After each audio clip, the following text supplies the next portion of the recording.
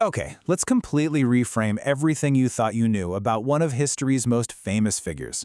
Welcome to this explainer. Today, we're stripping away the Hollywood myths and, well, diving straight into the actual historical record to uncover the real Cleopatra.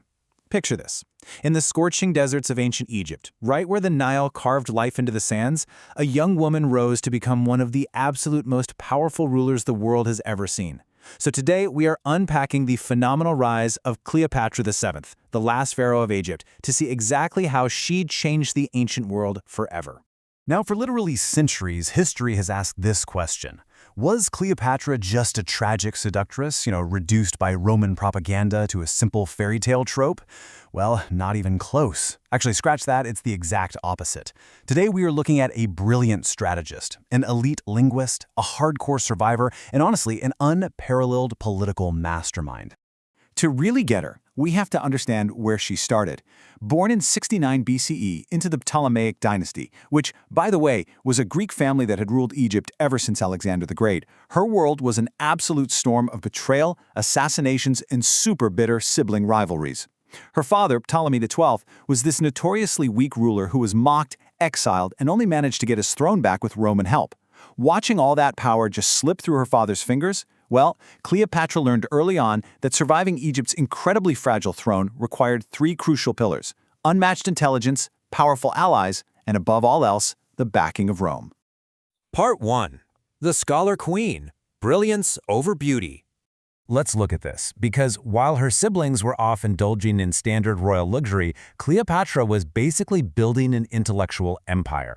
She absolutely was not defined by beauty, but by sheer undeniable brilliance. I mean, she spoke at least 7 languages. We're talking Greek, Aramaic, Latin. She rigorously studied mathematics, philosophy, astronomy, and politics. But you know what the most staggering fact is? She was the only ruler in her family's entire 300-year dynasty to actually bother learning the native Egyptian language. That instantly earned her the deep love and loyalty of her people. She wasn't just preparing to wear a crown, she was equipping herself to completely dominate the economy, the religion, and the foreign relations of her entire empire.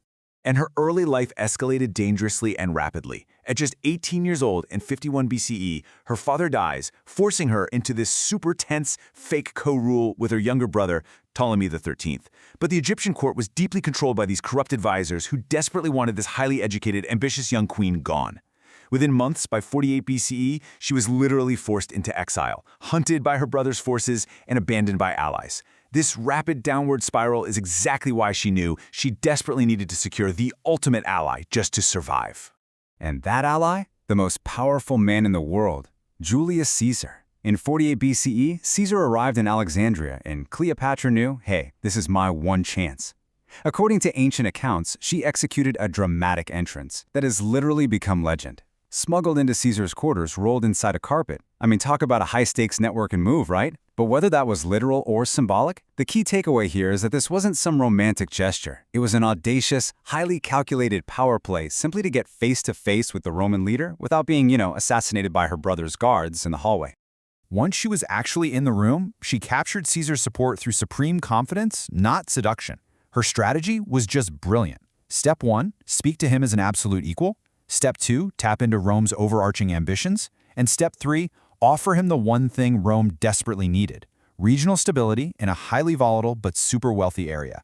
She perfectly aligned her own survival with Rome's strategic needs, and Caesar, he agreed to support her claim to the throne. But of course, her younger brother totally refused to surrender, plunging the country into the Alexandrian War. This wasn't just a quick political shift. It was a brutal, bloody conflict fought in the very streets and harbors of Egypt. The royal palace burned. The Great Library might have even suffered terrible damage during all the chaos. And Cleopatra? She literally fought side by side with Caesar. Ultimately, her brother drowned in the Nile while fleeing battle. On the other side of this fiery conflict, Cleopatra emerged victorious. She was restored as the true power and pharaoh in Egypt. Sure, she nominally ruled with another younger brother, but make no mistake, she held all the real authority. From there, her influence grew to massive proportions. Her alliance with Caesar deepened both personally and politically, which resulted in a son, Caesarion. Cleopatra envisioned a future where this child would one day unite the Egyptian and Roman empires. She actually traveled to Rome and lived in Caesar's villa, a move that absolutely scandalized Roman society. She even had a golden statue erected in the Temple of Venus. No way, right? She was at the very center of the world until 44 BCE when Julius Caesar was assassinated. That event instantly shattered her dream of united empire, forcing her to literally flee Rome just to save her own life. Part 2. Enter Mark Antony, a partnership of power. So, after Caesar's death, Rome falls into this chaotic power vacuum between Octavian and Mark Antony. Summoned by Antony to explain her loyalties, our underdog queen didn't just show up, she arrived in legendary fashion. She comes sailing up the river on a magnificent golden barge, surrounded by incense and music, literally dressed as the Egyptian goddess Isis. Antony was utterly overwhelmed. But again, you have to realize she wasn't performing for romance. This was spectacular political theater. She secured a vital Roman protector for her empire, while simultaneously offering Antony the vast Egyptian wealth he desperately needed to challenge his rival, Octavian. You really have to notice the sheer contrast here between the myth and the reality. Octavian saw this incredibly powerful alliance as a direct threat, so he launched a massive propaganda war. He totally smeared her to the Roman public as a manipulative foreign queen who was corrupting a noble Roman general. But her reality? She was actually at the absolute peak of her power. She aggressively protected her empire, secured new territories, massively strengthened the Egyptian navy, and funded Antony's military campaigns. She was a ruler operating at the highest possible level of geopolitics. Part 3. The fall begins. Actium and defiance. Unfortunately, fueled by Octavian's propaganda, Rome completely turned against them. The breaking point arrived at the disastrous Battle of Actium in 31 BC. Their fleet was outmaneuvered by Octavian's forces, supplies ran low, and their power completely collapsed. Octavian successfully invaded Egypt.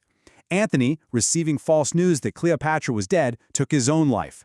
Cleopatra was captured, but rather than surrender and be humiliated, rather than being paraded through the streets of Rome in chains as Octavian's ultimate trophy, she made the ultimate tragic defiance. She famously chose to end her life on her own terms, historically said to be by the bite of a venomous asp. With her death, the 300-year Ptolemaic Dynasty ended, and Egypt was swallowed up as just another Roman province. Yet despite that tragic end, just look at what she actually achieved. As the last pharaoh of Egypt, she inherited a nation in severe, terminal decline. But through mastering diplomacy, mastering economics, and mastering culture, she temporarily transformed it back into a major global power. It's honestly a masterclass in geopolitical survival. She navigated the cutthroat politics of the world's greatest military empire and constantly found ways to keep her nation independent and thriving. This is exactly why her legacy endures today. As the quote says, her story is not one of seduction, but of strategy, not of beauty, but of brilliance. She didn't rely on being a fairy tale princess. She navigated the ancient world as a total equal to the most powerful men in history, and honestly, very often, she completely outmaneuvered them. I really hope this explainer has completely shifted your perspective. When you strip away the Roman propaganda and the Hollywood drama, you are left with one of the greatest leaders in human history. So I'll leave you with this. When you look past the pop culture myths, how will you remember the ancient world's most brilliant mastermind? Keep questioning the history you think you know, and I'll catch you in the next one.